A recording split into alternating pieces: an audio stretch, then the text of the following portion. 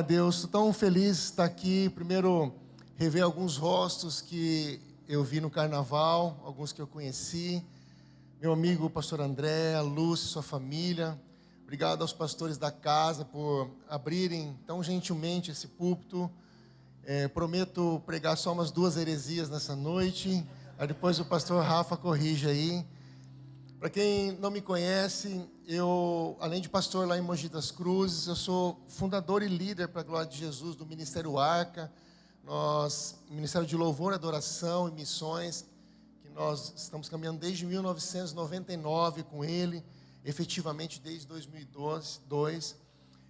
Faço parte de alguns projetos missionários, mas recentemente, eu estou no ministério, não sou tão novo, mas também nem tão velho. Aproximadamente 33 anos eu estou caminhando no ministério. Sou filho de pastores, parentes pastores, irmãos pastores.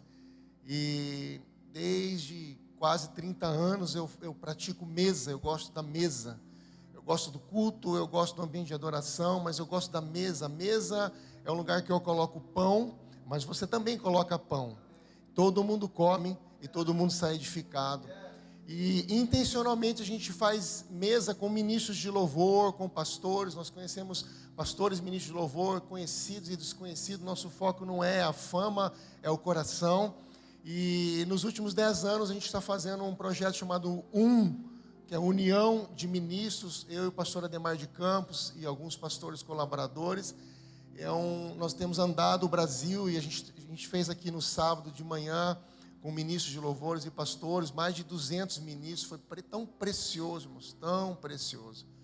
E nós estamos digerindo no Senhor como que nós vamos fazer o ano que vem. Mas o fato é que a gente vai andar um pouco essa nação, sentando na mesa com o ministro, porque o ministro, o pastor, também é ovelha. Ele também precisa ser cuidado e pastoreado. E nós temos feito isso, pastoreados, alguns diretamente, alguns nós temos acompanhado e outros apenas aconselhado, mas sempre sentando à mesa, onde tem cheiro de pão fresco. Amém? Sou casado há 22 anos com a Flávia, ela é natural de Brasília. Nós temos 2 filhos, o Arthur, que agora dia 17 de dezembro, 28 é o meu aniversário. Diga assim comigo, 28 de dezembro. Aí pega o meu endereço, pastor André, lá você manda um presente lá. Mas o meu filho faz aniversário 17 de dezembro, 18, o Arthur. E a Luísa, ela fez agora sexta-feira, dia 7, fez 11 anos. Eu nunca viajei, eu viajo há muitos anos. Eu nunca viajei no aniversário de um filho, nem da minha esposa. Mas eu me dei uma confundida. Pela primeira vez, deve ser as barbas brancas na data. E eu viajei no dia do aniversário da minha filha. Ela é muito crente. Ela falou, papai, tá tudo bem, quebra tudo lá. Deus te abençoe. Mas quando você voltar, aí a lista é tão grande, irmãos. Né? Não, foi agora. Dia 7. 7 de outubro. E a lista está tão grande, comida japonesa, shopping, cinema, é tão precioso, mas é tão, tão precioso. Ela é minha pentecostal e meu filho é meu presbiteriano. Ele estaria aqui observando, só dando uma vibradinha nos lábios, e ela estaria fazendo alguns atos proféticos aqui.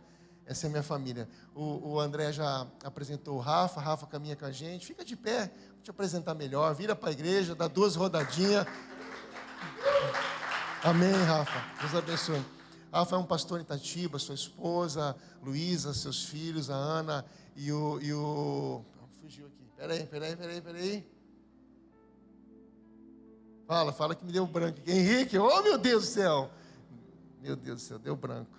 É o que os cabelos brancos estão fazendo efeito aqui nessa noite aqui. Gente, guarda o nome do genro não, misericórdia. Bom, se o diácono puder tirar esse pastor daqui, por favor. Abra sua Bíblia comigo, no 7º livro da Bíblia, Juízes. 7º livro das Escrituras, livro de Juízes. Nós amamos tanto, Senhor, o que você está fazendo aqui nessa noite. Obrigado por nos dar fôlego para te adorar. Obrigado por queimar os nossos corações para declararmos canções, palavras, frases de adoração, de exaltação ao teu nome. Nós nós te reconhecemos como o Senhor das nossas vidas, deste lugar, deste ambiente. Espírito Santo, faz o que eu não consigo fazer, atinge os corações que só você consegue atingir, Senhor, porque eu sei que o Senhor tem uma obra individual, rema, exclusiva para cada um de nós aqui nesta noite, e quem sabe é esta noite que você escolheu para poder ativar e desacorrentar pessoas aqui nesta noite, Senhor. Faz isso aqui neste ambiente, Senhor, por favor. Tem tantas pessoas preciosas aqui, seus filhos, Senhor. Sopra o que você quer aqui, Espírito Santo. O livro de Juízes é tão precioso que fala de um tempo de Israel. O livro de Juízes, ele conta aproximadamente 300 anos, um pouquinho mais de 300 anos, que o povo de Israel, se você pegar e ler sobre todos os juízes do livro de Juízes, você vai ver que tem um padrão, que é apostasia, escravidão e libertação. O povo se afastava do Senhor e praticava falsa adoração. Por causa disso, eles eram levados escravos, e depois de um tempo o Senhor levantava um profeta, um juiz, um libertador para tirar o povo, segundo a palavra dele. E não é diferente aqui. O capítulo que eu quero ler é o capítulo 13 de Juízes, que fala de um deles, que é Sansão, que é bem conhecido de nós todos. E eu vou ler um pouco, eu gosto de ler as Escrituras, então eu peço a sua paciência. E na verdade é um prazer nós fazermos isso. Nós vamos ler uns 15, 20 versículos. E os textos que eu vou ler aqui, ele está fragmentado em 3 partes. A primeira parte fala do nascimento de Sansão. A segunda parte fala da vida dele. E a terceira parte fala da morte dele, tanto a morte espiritual quanto a morte física. E ela fala um pouco de nós, porque nós nascemos tanto da nossa mãe, mas nós nascemos para o Senhor também no dia da nossa conversão, e também nascemos para o chamamento, porque não sei se você sabe, mas eu preciso te dizer nessa noite, que antes de você nascer, não é quando você nasceu, antes de você nascer, Ele já sabia quem você era e o que Ele queria de você nessa terra. Você tem um propósito nessa terra, você nasceu, todos nós, com um propósito muito bem definido. Você pode não estar nele neste momento, mas você tem um propósito nessa terra, para honrar o nome dEle e avançar o reino dEle. E não é diferente aqui. Você olha a vida de Sansão, leia comigo o capítulo 13 de Juízes, no versículo 22. Eu te convido na sua casa para você ler do capítulo 13 ao capítulo 16. Você vai ler histórias incríveis que vão abençoar a sua vida. Versículo 22 do capítulo 13 diz o seguinte: sem dúvida, essa aqui é a mãe de Sansão falando para o seu marido. Sem dúvida vamos morrer, disse Manoá, a mulher. O pai de Sansão disse para sua mulher. Sem dúvida vamos morrer, disse Manoá, o pai de Sansão, para sua mulher. Pois vimos o Senhor. Era comum naquele tempo. Eu vou explanar só um pouquinho, vou expor só um pouquinho o texto, só para você, que eu preciso que você preste atenção na leitura, que você preste atenção um pouquinho nessa introdução, que vai fazer muito sentido para você. Era comum naquela época, quando um profeta, um sacerdote, um homem de Deus, ele tinha uma teofania, ele via o Senhor, muitos tinham medo de morrer, porque não se sentiam puros o suficiente com a glória do Senhor. E de fato se não fosse a graça de Jesus nas nossas vidas, nós também morreríamos se víssemos Ele. E aqui Manoá, o pai de Sansão, o Sansão não tinha nascido ainda, ele fala isso, eles viram o Senhor, a mulher viu o Senhor, e eles ficaram apavorados, nós vimos o Senhor, nós vamos morrer. Versículo 23, a mulher então respondeu para Manoá: se o Senhor tivesse a intenção, meu marido, de nos matar, não teria aceitado o holocausto, a adoração, a oferta de cereal das nossas mãos, não nos teria mostrado todas essas coisas que nos mostrou, não nos teria revelado o que agora nos revelou. Depois a mulher deu à luz a um filho e lhe deu o nome de Sansão. O menino cresceu, o Senhor o abençoou. Sansão então estava no campo de Dan, entre Zorá e Estaol, quando começou a sentir que o Espírito do Senhor o dirigia. Só para você entender um contexto, essa mulher aqui, ela era estéril. Ela não podia ter filhos. E o Senhor aparece para ela e fala que ela ia ter um filho. E mais, esse filho teria que ser separado para o Senhor, que na Bíblia nós conhecemos como Nazireu. Até os dias de hoje, alguns irmãos, principalmente no ambiente profético, fazem votos Nazireu. Eu não condeno, mas também acho desnecessário, mas isso é individual na sua vida. O fato é que alguns deixam o cabelo crescer, a barba crescer, não toma banho, faz um monte de coisa. E aqui era comum, quando o Senhor separava alguém, ele fazia um voto nazireu. E Sansão, você conhece a história, um dos votos nazireu dele era não tocar em cadáver, não tomar bebida forte, não cortar o cabelo. Então Sansão, até a sua morte, ele tinha um cabelo muito comprido. Agora vai comigo no capítulo 16 de Juízes. Nós vamos falar um pouquinho da vida dele, rapidamente. Vocês estão comigo? Capítulo 16, versículo 15. Então ela, Dalila, uma mulher que fez Sansão cair, lhe disse: como você, Sansão, pode dizer que me ama? Olha, Satanás é tão astuto, irmãos. Você, Sansão, meu lindão, você diz que me ama e não conta o seu segredo. Essa é a terceira vez que você me faz de boba e não contou o seu segredo para mim, qual é o segredo da sua grande força. De fato, Sansão era bem forte. Essa mulher importunando, não que eu estou falando que as mulheres fazem isso com os homens, mas essa mulher importunando, essa é a hora de você falar assim: pastor, misericórdia, nós somos crentes. Importunando Sansão o tempo todo, ela o cansava dia após dia, ficando ele a ponto de morrer. Então por isso, irmã, não importune seu marido, senão ele vai querer morrer, irmão. Não fica pedindo cartão toda hora. Versículo 17, fala o seguinte: por isso, ele ficou tão incomodado que essa mulher importunava tanto ele, que ele contou o seu segredo. Ele falou assim: jamais passou navalha em minha cabeça. Ele desonrou o Senhor, ele não poderia revelar o que Deus tinha falado para ele. E eu tenho um voto nazireu desde o ventre da minha mãe, e foi colocado pelo Senhor para mim: se eu raspasse o meu cabelo, o cabelo da minha cabeça, a minha força se afastaria de mim, e eu ficaria muito fraco, igual a qualquer outro homem. Quando Dalila ouviu isso, que Sansão tinha lhe contado todo o seu segredo, enviou esta mensagem ao líder dos filisteus, porque além dessa mulher roubar o segredo que ele não podia revelar, ela era uma espiã dos filisteus, dos inimigos.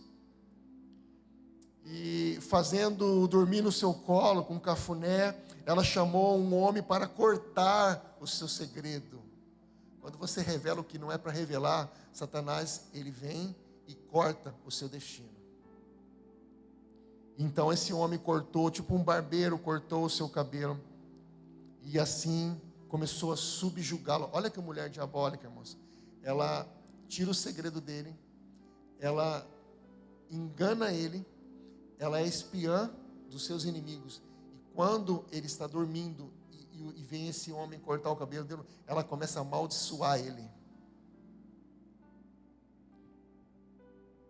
Norman Champlin é um comentarista bíblico. Ele fala que nesse lugar aqui, essa palavra de subjugar, fala que Dalila estava tomada por uma alegria feroz de ver um homem de Deus cair. Misericórdia, Deus. Satanás todo o tempo está ao nosso redor, tentando nos fazer cair. Capítulo 16, agora versículo 28, é a terceira parte do texto. Eu já estou terminando de ler o texto, que fala agora da morte de Sansão. Versículo 28 do capítulo 16. Sansão então clamou ao Senhor e disse: ó soberano Senhor, por favor, lembra-se de mim. Ele já estava fraco, cego, eles tinham cegado ele, eles tinham humilhado ele, aprisionado ele, colocado ele para rodar como um animal, tipo aqueles moinhos que malham o trigo, que você coloca uma jumenta ou um cavalo para poder ficar rodando. Ele estava exatamente nesse estado, como um animal, e ele faz essa oração. Mas olha que interessante: Senhor, eu te suplico, dá-me forças mais uma vez, para que eu vingue os meus inimigos. Versículo 29, então Sansão forçou as duas colunas dos centrais do templo onde ele estava, um templo pagão, e apoiando-se nelas, ele, tendo a mão direita numa coluna, a mão esquerda na outra, disse que morra eu, os filisteus. E a história diz que ele empurrou essas colunas, o templo veio abaixo, morreu ele e todos os inimigos. Quando eu olho para esse texto aqui, irmãos, eu vejo uma similaridade conosco. Deus tem um propósito tão profundo, tão intenso na sua vida. Deus, ele talvez já falou para você em sonhos, talvez nessa noite aqui em canções, talvez em oração, no seu devocional, na sua vida. Deus tem falado sobre o seu destino, tem falado sobre o seu chamamento, o seu ministério. Mas a impressão que eu tenho da igreja hoje, eu aconselho não somente líderes, mas eu pastoreio pessoas, que as pessoas estão cansadas e parece que não acreditam mais na palavra profética do Senhor, seja como for que ela ecoe. Talvez Deus te chamou para escrever canções, para que sejam cantadas nas nações, Você não acredita mais nisso. Talvez Deus te chamou para poder fazer uma obra social incrível, e talvez você não acredita mais nisso. Talvez Deus te chamou para pregar para a sua família. Talvez Deus te chamou para ser uma mãe profética, para poder educar o seu filho tão precioso, e o seu filho vai ser uma voz profética para as nações da terra. Como a mãe, por exemplo, de Charles Finney, a mãe de Evan Roberts, que educou seus filhos, eram garotinhos que ninguém dava nada, e esses homens se transformaram nos grandes avivalistas das nações, ao ponto de tocarem as nações da terra, inclusive o Brasil. Talvez ele colocou a mensagem em você fala assim: pastor, não é mais para mim, eu desisti disso. Talvez ele colocou profecias, palavras de conhecimento, palavras de cura, para você orar para um vizinho, para aquela pessoa que te persegue no trabalho, você expor o amor. E é isso que eu tenho enxergado com casais, com pessoas por todo lugar que eu tenho andado, inclusive em lugares que eu tenho pastoreado. Um cansaço, desistindo do chamado.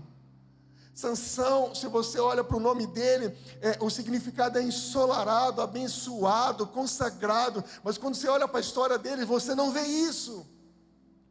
Fala daquilo que Deus olha para você, enquanto você olha não acontecendo, no outro telão do céu, ele olha acontecendo. Quando ele te olha chorando, desistindo do seu chamado, ele te olha se levantando como uma voz profética onde você está. Quando ele te olha cansado, sem força, como que se fosse chumbo no pé, ele te olha livre, saltando de alegria, pulando, dando glória ao nome dele, honrando o nome dele. Porque a dor é um dos caminhos para o arrependimento. Talvez você está no lugar, não é para você desistir, é para você crescer. Talvez o que você está passando nessa noite, eu não conheço a história de vocês, da maioria de vocês, eu nunca conversei, mas eu não preciso ser um profeta para discernir nessa noite, que muitos de vocês estão sofrendo dor, que está fazendo muito mal, e ao ponto de você querer desistir, e talvez você não enxergou que Deus está te levando para um lugar para você crescer, amadurecer, para ser uma voz de maturidade onde você está. Profecia para esse menino é que ele seria um cara poderoso, um libertador de Israel. Ele ia libertar os israelitas do jugo dos filisteus, da falsa adoração. Só para você ter uma ideia, quem eram os filisteus? O gigante Golias, lembra aquele que Davi derrotou? Ele era um filisteu. Os filisteus eles eram temidos. Golias não era dessa época, mas os filisteus sempre foram temidos e sempre perseguiam o povo de Deus, assim como inimigo.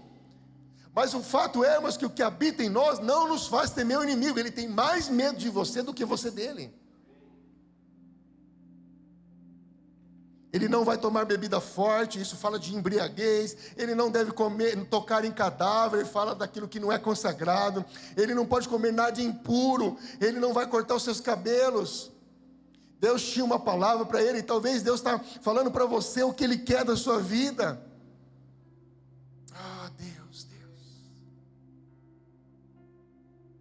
Espírito Santo, faz a tua obra aqui, Senhor. Ele nasceu de um milagre, a sua mãe era estéril. Talvez você olhe para a sua vida e fale assim: pastor, eu não consigo gerar nada, mas é aí que você se engana.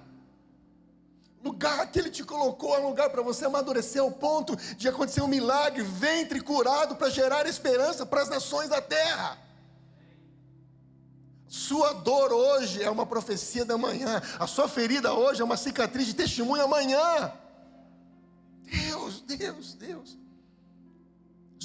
Seus pais receberam uma visitação, tipo Maria, quando recebeu aquela visitação do anjo, para conceber o Cristo, o Messias, o maravilhoso. Você não precisa abrir no capítulo 3 de Juízes, versículo 6, um pouco antes do que eu li, a passagem diz o seguinte: um homem de Deus veio falar comigo, a mãe falando para o pai, um anjo de Deus veio falar comigo, e ele era como um anjo de Deus. Essa palavra aqui no original é com letra maiúscula, e você vai entender o porquê. Ele era como um anjo de Deus, meu marido, de aparência impressionante, impressionante. Eu não lhe perguntei de onde ele vinha, ele estava vindo. Era comum a mulher não se relacionar com o homem naquela época.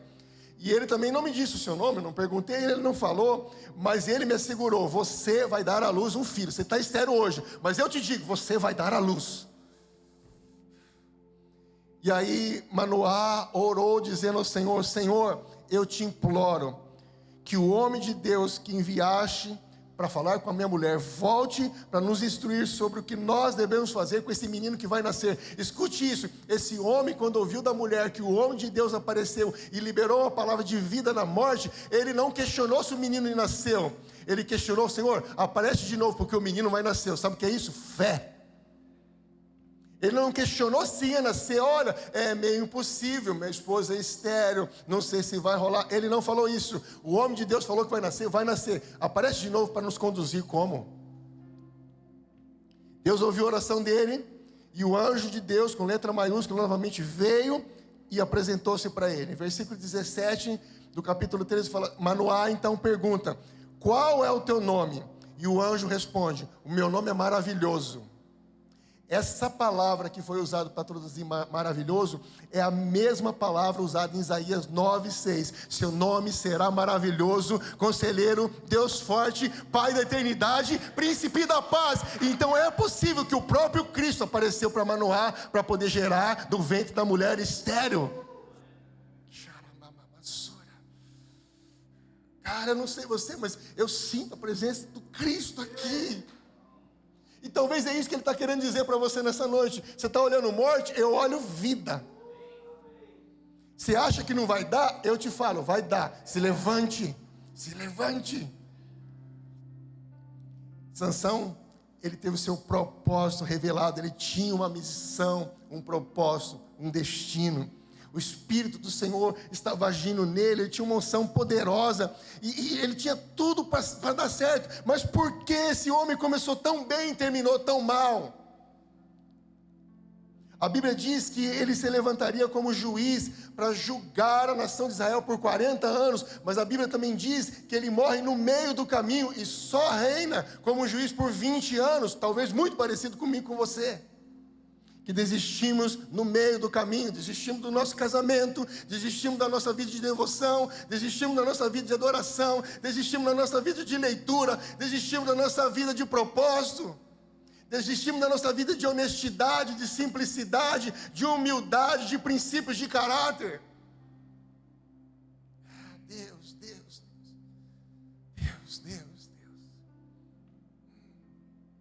Sabe, talvez é como naquele dia, eu não sei aqui no Rio, mas na cidade que eu morava, que a gente tinha uma base lá, Jundiaí, você saía de manhã, estava um frio, mas você tinha que sair com guarda-chuva, você tinha que sair com regata e com blusa, porque no mesmo dia chovia, fazia calor, fazia frio, só faltava nevar. E muitas vezes, quando você esquecia o guarda-chuva, esquecia a blusa, que chegava no meio do caminho, começava a chover, você se molhava todo. E aí você tinha duas alternativas: ou voltar para trocar novamente, ou seguir o caminho.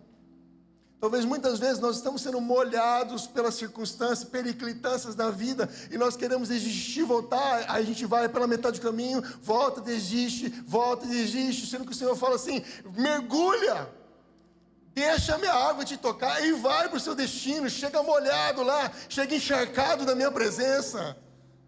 Xaramamassura.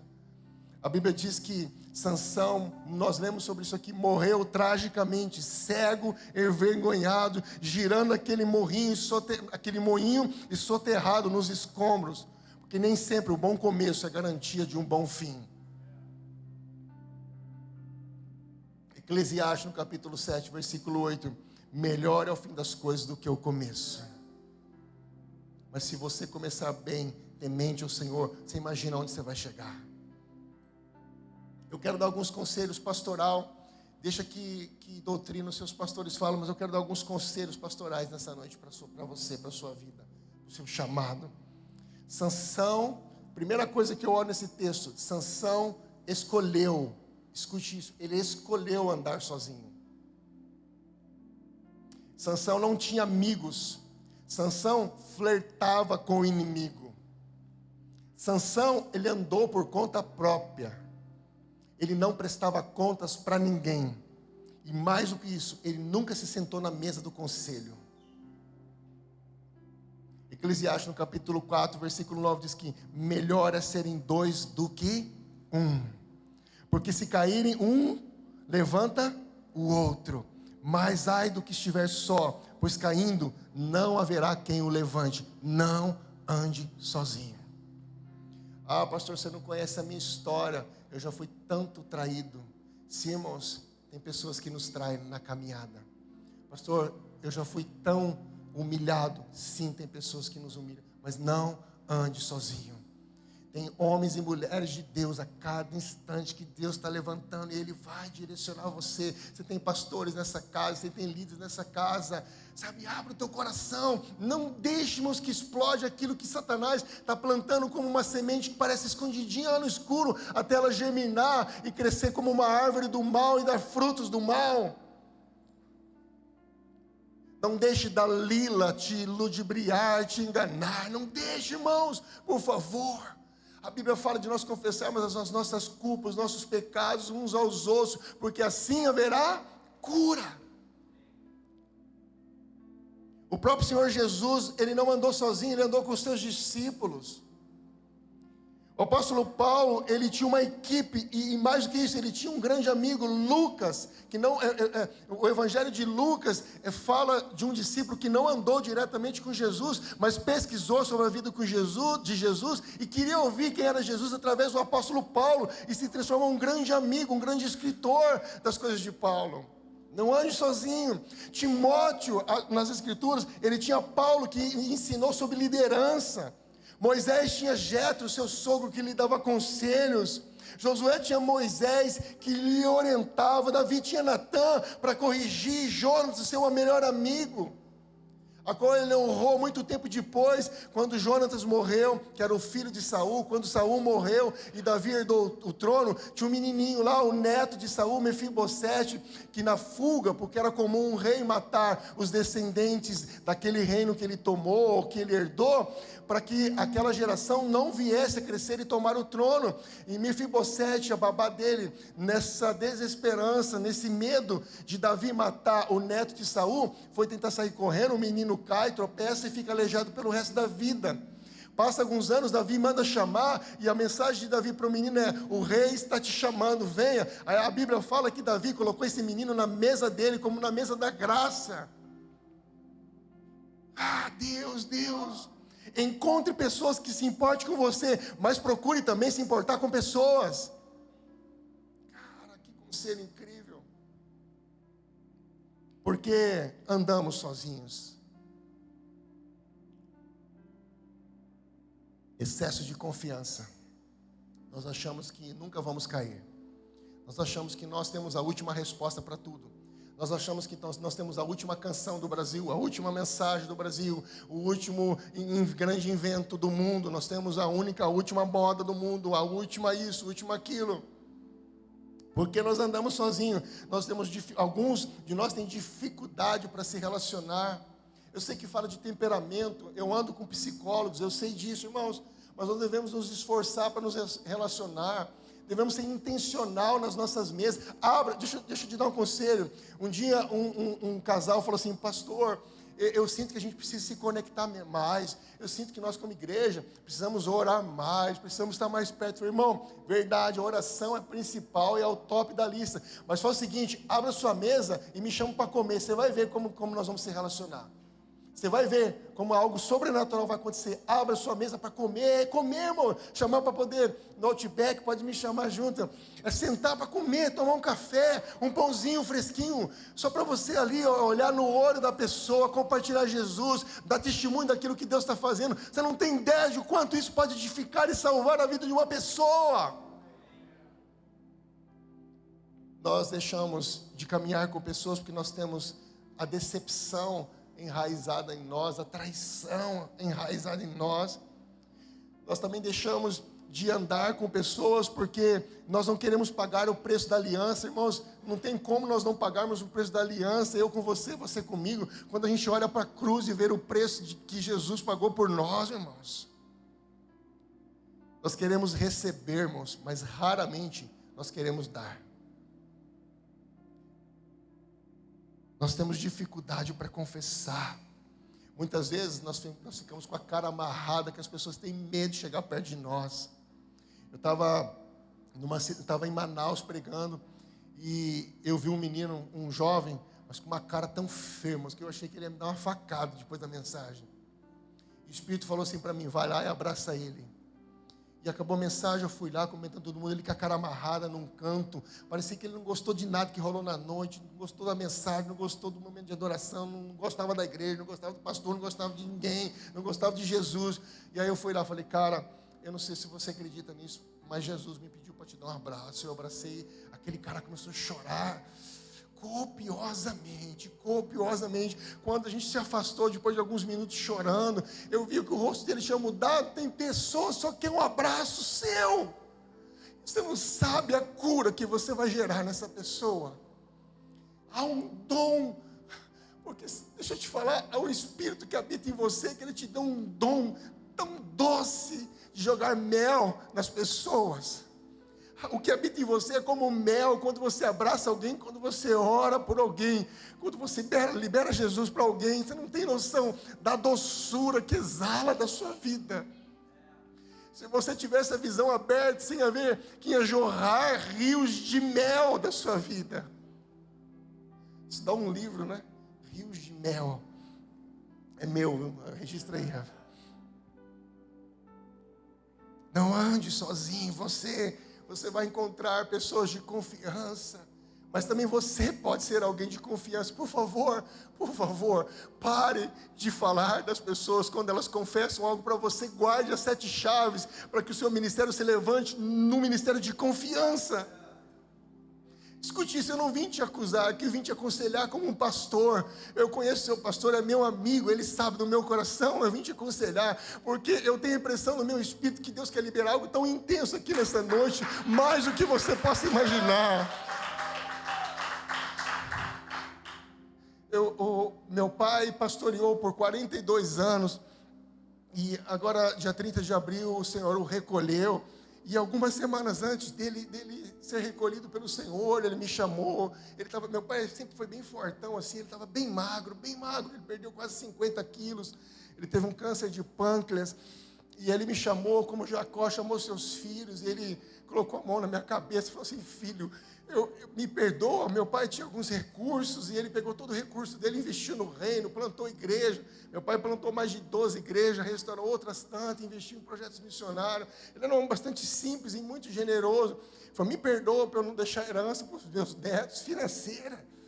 Mas a herança que o pai ama olhar para você e ver que eu deixei na sua vida é o amor que eu tenho por Jesus. Eu vejo que você tem o mesmo amor por Jesus.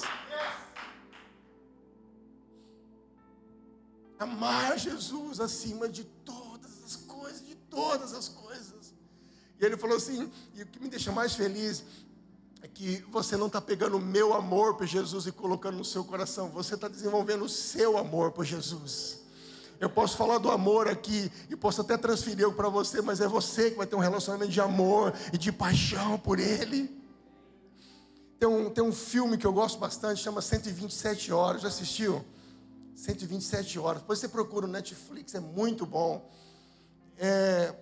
Esse filme fala de um alpinista, um americano de 27 anos, ele era um alpinista bastante experiente, ele escalou mais de 49 montanhas, algumas delas tinham mais de 4.000 metros de altitude, e um dia ele saiu para poder escalar uma das montanhas, uma montanha alta, mas escute isso, ele confiava tanto na experiência dele, que dessa vez ele saiu sozinho.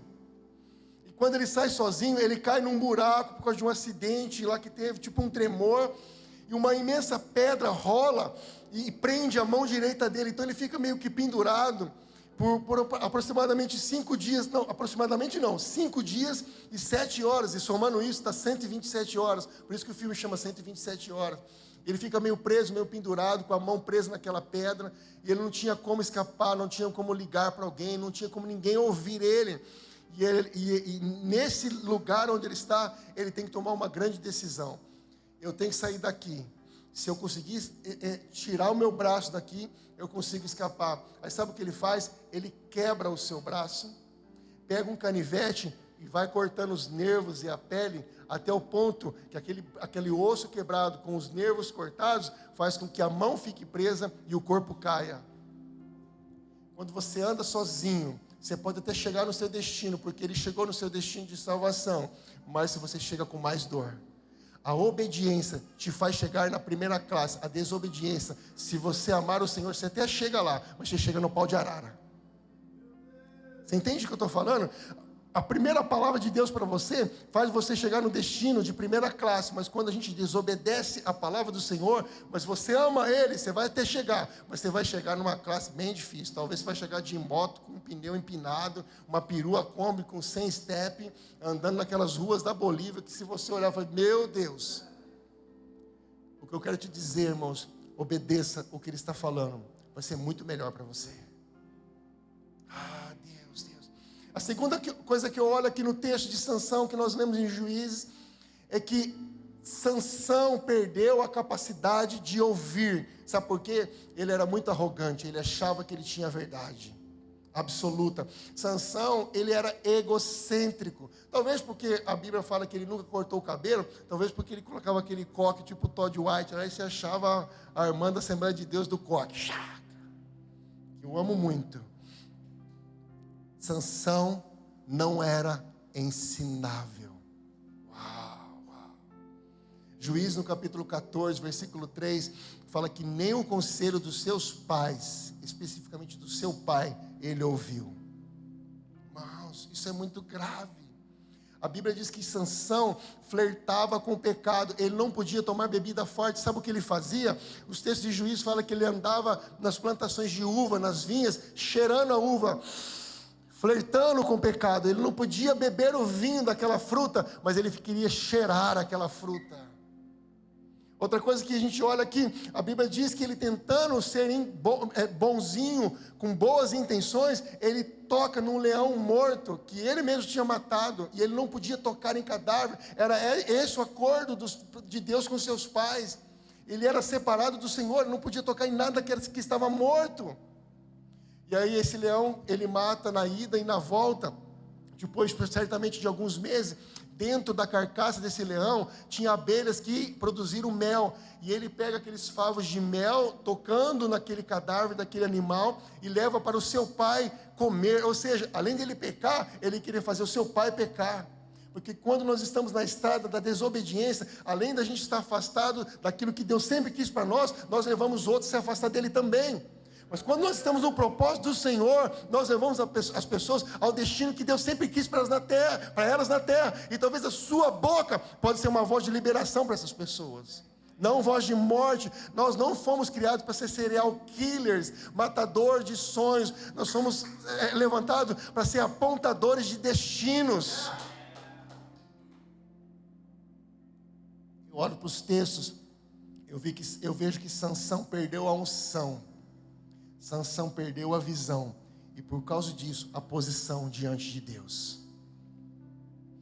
Só tinha uma coisa que poderia fazer Sansão voltar para aquilo que era o propósito de Deus: arrependimento. Mas eu olho para o texto, eu não vejo Sansão se arrepender. Mas sabe a diferença de Sansão para nós? É que o que habita em nós nos leva ao arrependimento. Talvez há caminhos de morte que você se colocou, talvez há caminhos de desesperança que você está, mas o que habita em você te leva a prostrar-se diante dele e colocar seu rosto em pó, falando: Senhor, eu tenho pouca força, mas você pode me levar para este lugar de destino. Talvez enquanto eu falo aqui para você, para o teu coração, fala assim: pastor, você não conhece nenhum terço da minha vida, você sabe que não vai ser fácil isso. E eu te afirmo, ele pode fazer você chegar neste lugar de destino. Eu olho para o texto aqui, Sansão era um homem, escute isso, que ele não se relacionava com seu Deus. Olha como esse cara foi gerado.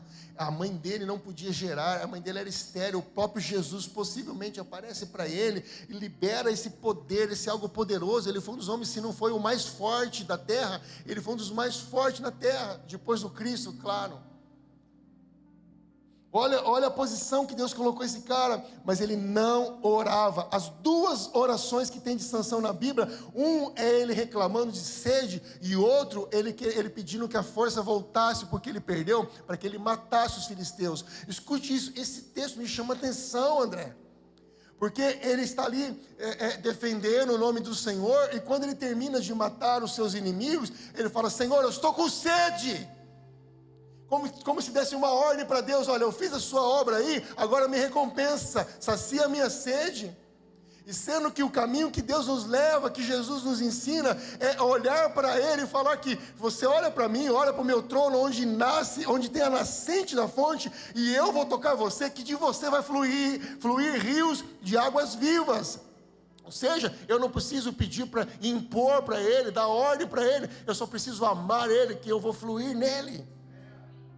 Sansão tem toda a ordem para Deus. A segunda oração, ele estava fraco, envergonhado, morto. Ele poderia chegar aqui neste momento num lugar de arrependimento. Falei: Senhor, olha como eu nasci, olha o que eu fiz da minha vida. Senhor, eu me arrependo diante da tua presença. Senhor, por favor, me dê força novamente.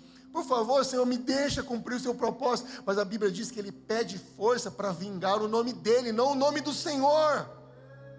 Meu Deus, irmãos. Confesse para pessoas maduras. Tenha humildade para aprender. Não brinque com os erros do passado, irmãos. Tenha coragem e abandone Dalilas. Há Dalilas em nosso meio, irmãos, tentando nos tirar do propósito. Porque a falha de caráter não tratada hoje pode ser a causa de uma tragédia amanhã, irmãos.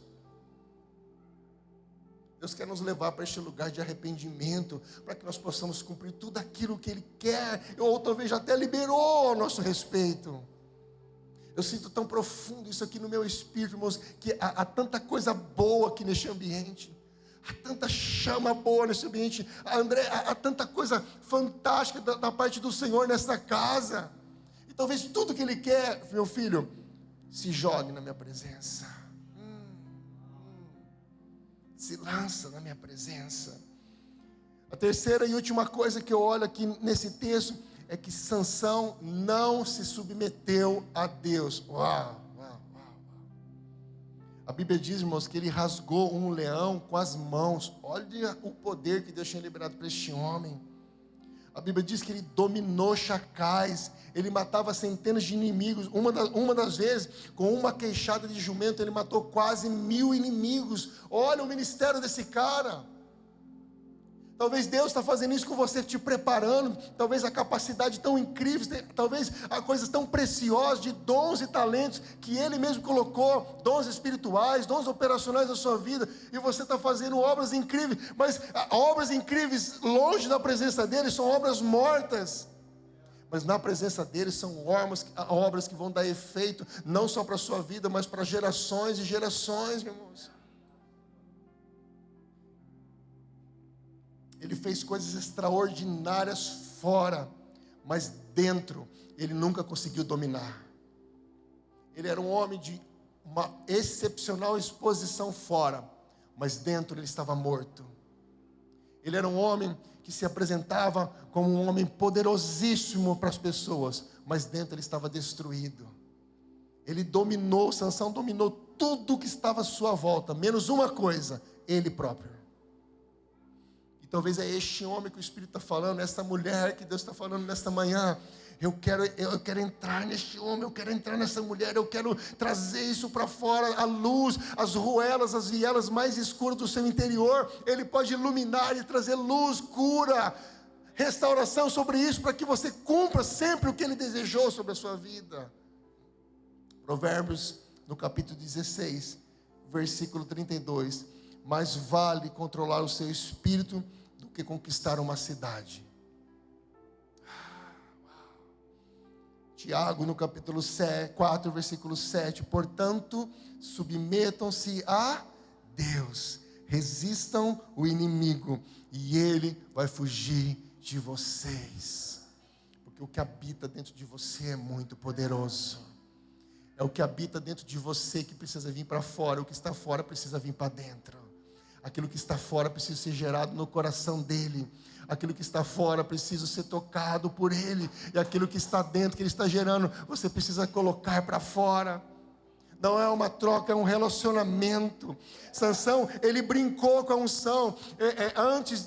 Quando Dalila expõe a fraqueza dele, o cabelo dele é cortado, Dalila sempre amarrava ele, mas ele sempre se soltava. Mas desta vez que o segredo dele foi revelado para os homens, diz que ele brincou com a unção. Ele sempre brincava, me amarra, e ele desamarrava. Me amarra, e ele desamarrava. Brincando com o pecado, pode me amarrar, eu sou autossuficiente, eu vou me soltar. Chegou um dia que amarraram, ele não conseguiu se soltar, e ele cai.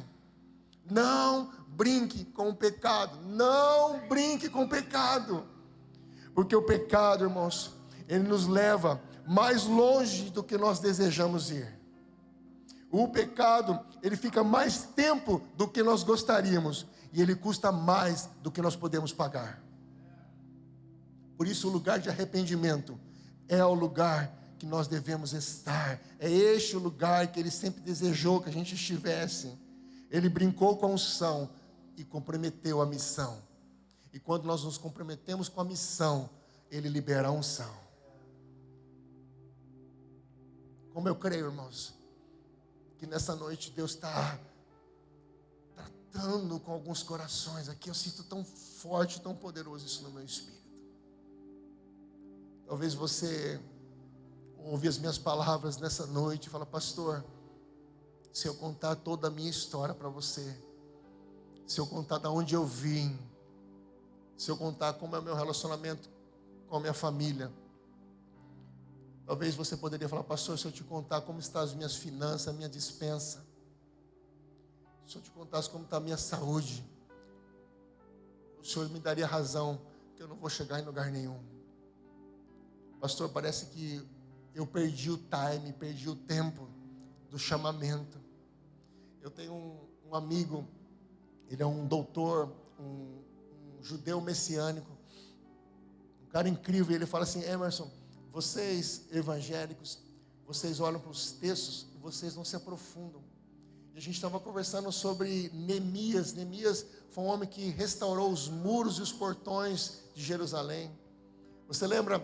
Eu estou falando sobre os juízes. Quando acabou esses 300 anos dos juízes, começou o tempo da monarquia. O primeiro rei, o último juiz foi Samuel, que era filho de uma mulher estéril, e ungiu o primeiro rei, segundo os homens, Saul.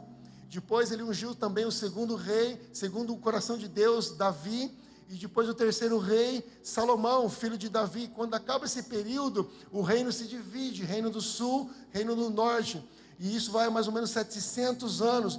Quando acaba esse período, o Senhor começou a liberar uma profecia: se vocês não se arrependerem diante da minha presença, eu vou levar vocês cativo ao cativeiro da Babilônia. E no período de avisar, no período de estar cativo e de libertação, demora mais ou menos 140 anos. O cativeiro 70, antes cativeiro e depois 140 anos. E é nesse período que Neemias está se levantando. Mas escute isso: Neemias era um copeiro, um homem simples, um garçom do rei Ataxerxes, um rei persa. E aquele que experimentava a comida para ver se não estava envenenado. Geralmente era essa a função de um copeiro: beber a bebida ou comer a comida. E aí chega a notícia que o seu povo está destruído, que o destino deles tinha sido destruído. E a Bíblia diz que esse homem simples, que talvez poderia não ter esperança por ser um homem simples, um escravo, um servo de um rei, a Bíblia diz que o Espírito de Deus coloca grande compaixão no coração dele, e ele levanta ele como uma voz para uma nação. A simplicidade daquilo que você acha que está na sua vida pode ser uma resposta para as nações da terra. Aquilo que você carrega, que você acha que não é nada, pode ser o que pessoas em outros lugares precisam urgentemente ouvir. E Ele quer gerar, Ele quer curar, Ele quer fazer isso na sua vida, para que você ecoe a voz dEle. Aí a Bíblia diz, esse texto aqui me encanta, que o rei envia o copeiro. porque o rei gosta de enviar aqueles que são humildes. Aí a Bíblia diz que o caminho era muito perigoso e o rei envia segurança. A Bíblia fala que os anjos do Senhor acampam ao redor daqueles que o temem e os livra. O Senhor é contigo, o Senhor é contigo. Mais do que isso, o rei investiu naquele homem. Quando ele chega na nação, a Bíblia fala, os escritos falam que as nações da terra tinham ciúmes e os inimigos tentavam impedir a reconstrução, assim como o inimigo todo o tempo fica impedindo que nós levantamos um muro contra os inimigos e portões contra os inimigos. Todo o tempo o nosso inimigo, o nosso adversário tenta nos impedir de levantarmos escudos de guerras contra o inimigo para que nós possamos avançar como uma nação que adorava, porque ali eles queriam restaurar o muro, os portões e reconstruir o templo para que se levantasse novamente verdadeiras libações ao Senhor. Aí a Bíblia diz que Neemias reconstrói aqueles muros em 52 dias. E aí que entra o meu amigo, esse doutor judeu messiânico, que ele fala assim, cara, pelos escritos, pela experiência que nós temos, pelas pesquisas, a reconstrução, ela poderia ter durado, e era o normal durar quase um ano, mais de 300 dias. Mas Neemias, pelo poder do Senhor, reconstrói em 52 dias. Sabe o que eu quero dizer? Remissão de tempo. Aquilo que você olha, que parece perdido e não há mais esperança, Deus pode redimir o tempo que você perdeu. Deus pode redimir o tempo que você perdeu. A única coisa que nós precisamos é nos colocarmos diante da sua santa presença e falar, Senhor, eu quero, Senhor.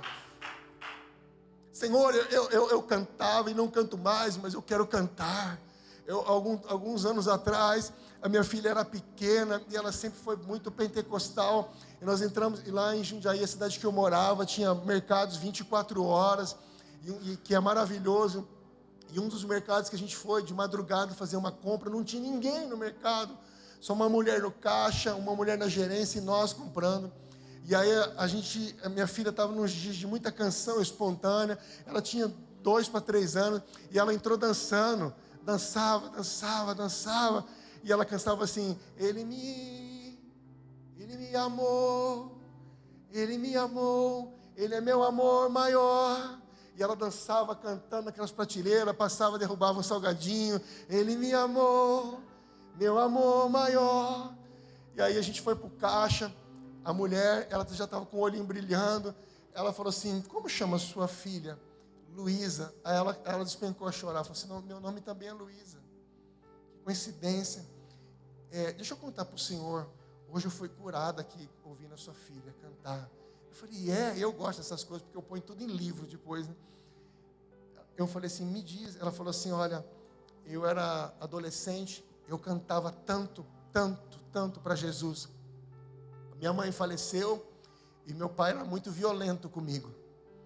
E um dia eu estava cantando para Jesus, meu pai estava tão irritado que ele foi lá e desligou a energia, era um dia muito frio. Eu tive que terminar de tomar o banho, numa água muito gelada, e aquilo me marcou profundamente, que eu nunca mais cantei. Faz aproximadamente 40 anos que eu não canto para Jesus, e hoje, quando a sua filha começou a cantar, meu amor maior, Ele me amou, eu senti algo entrando no meu coração, e tudo que eu quero fazer é voltar a cantar para Ele, e cantar tudo que eu não cantei esses últimos 40 anos. Deixa eu te falar, talvez o tempo que você acha que perdeu, o Espírito pode redimir. Talvez um ano, escute isso, talvez um ano pode se transformar em um mês, talvez uma semana em horas. Talvez aquilo que você faz que duraria 6 meses, pode durar um mês. Talvez o que essa igreja não encheu em alguns anos, pode se encher em um mês. Talvez a sua vida, a sua dispensa, seu chamado, seu casamento, seus filhos, a sua saúde, Ele pode tocar hoje. Ele pode fazer uma obra na sua vida. Remissão de tempo. Sansão, porque eu prego para você nessa noite, para você não olhar o modelo dele, mas olhar o modelo do Espírito que queima no teu coração, para você ser o contrário de Sansão, é você se prostrar diante da presença dele e falar, Senhor, eu quero cumprir o meu chamado nesta terra. Como eu sinto tão forte isso no meu espírito nessa noite. Oh, Senhor. Enquanto eu estou aqui pregando, orando, eu consigo ver, ter visão de pessoas chorando nas suas casas. Eu falo isso com muito respeito, com muito zelo no meu espírito. Eu vejo algum de vocês chorando, falo, Senhor, por favor, me ajuda. Eu tenho uma voz profética para ecoar para você nessa noite. É hoje o seu dia. É hoje que Ele vai te tocar. É hoje, é hoje, é hoje, é hoje, é hoje, é hoje. Deixa eu te falar. Essa igreja é tão preciosa. Vocês têm pastores de cobertura preciosos. Vocês têm pastores aqui sérios. Mas deixa eu falar o que eu sinto com muito zelo, com muito respeito. Eu sinto vocês cansados. E eu sinto no meu espírito que Deus quer aliviar a carga aqui nesta noite. A obra que Ele tem nessa casa aqui é tão maior do que vocês já viram, tão maior do que vocês estão sonhando, tão maior do que vocês estão planejando. Eu sinto fardo sendo tirado. Eu sinto aqui uma reconexão com alguns lugares. Eu sinto aqui pessoas vindo, sendo atraídas para este lugar. Mas para que isso aconteça, o Senhor precisa levantar uma igreja forte, humilde, que deseja sentar à mesa do banquete e comer pão fresco. Se você puder ficar de pé onde você está aí, por favor.